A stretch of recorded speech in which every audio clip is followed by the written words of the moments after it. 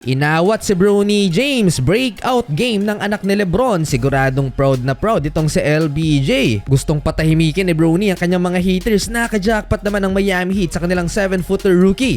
Habang nakafocus ang lahat sa pag-criticize sa laro nitong si Bronny James dito sa Summer League, ay tila bang nakalimutan na meron pang number 2 pick ang NBA draft na nagmumukhang bust. Tinamaan ng malas mga idol last game ni Alex Sarr na 0 out of 15 sa field at 0 out of 3 naman beyond the arc sa loob ng 30 minutes na playing time. Dinaig pa siya ng 15 pick ng NBA draft na si Kelly Ware na nakuha ng Miami Heat, isang 7-footer na solid ngayon ang nilalaro sa Summer League. Nung nakaraan tinambakan nila ang OKC Thunder at nagtala ng double-double itong rookie. At ngayon naman kontra Dallas Mavericks, tambak din ng Miami Heat at nang posterize pa sa pick and roll play na to mga idol. Solid talagang pumili itong Miami Heat sa NBA draft. Ito another undrafted by the Miami Heat, Alondes Williams, with the dunk of the Summer League so far. Well, hindi lang pang opensa itong si Kelly Ware mga idol dahil nagamit niya ang kanyang height bilang shot blocker. Dito sa game na to nagtala siya ng 24 points, 10 rebounds,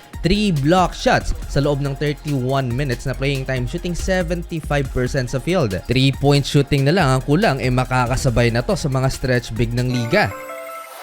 Puntahan naman natin si Bronny James kalaban ng Atlanta Hawks pero hindi naglaro ang number 1 pick na si Zaccharie Risache. Wala din si Dalton Knecht for LA Lakers kaya all eyes on Bronny. So far, eto na ang best start for Bronny. 4 points kaagad ang naitala ng anak ni Lebron. Off the screen pull-up at napakagandang cut sa play na to.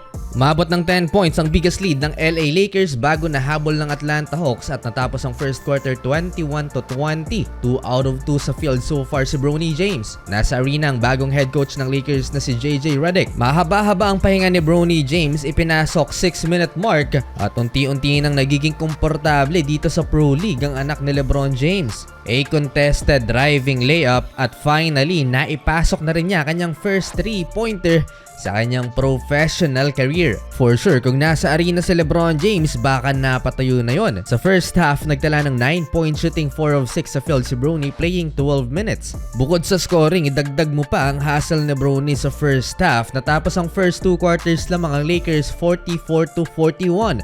Leading scorer pa ang anak na LBJ. To open up the third quarter, 9 straight points for the Atlanta Hawks, 3 straight 3-pointers mga idol. Isa't kalahating minuto pa lang sa pagsisimula ng third quarter, nakuha na ni Bronny James sa kanyang first technical foul sa NBA. Talking trash with the referee kaya yon na technical. Uminit bigla ang ulo ni Bronny James, inawat ng kakampi mga idol. Last 4 minutes, showtime mode na ang Atlanta Hawks. Sumabot ng double digit ang inahabol ng LA Lakers pero itong si Blake Hinson off the bench nagtala ng 3 3-pointers mga idol to cut the lead into single digit. 72-63, naghahabol ng 9 points ang LA Lakers heading into fourth quarter.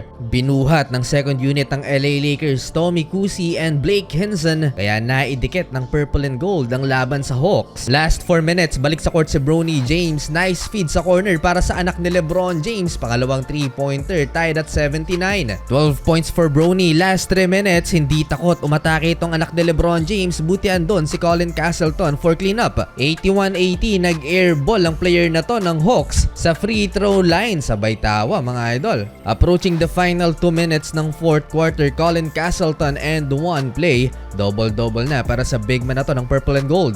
Well, solid mga idol, panalo ang Lakers first win nila ngayong Summer League.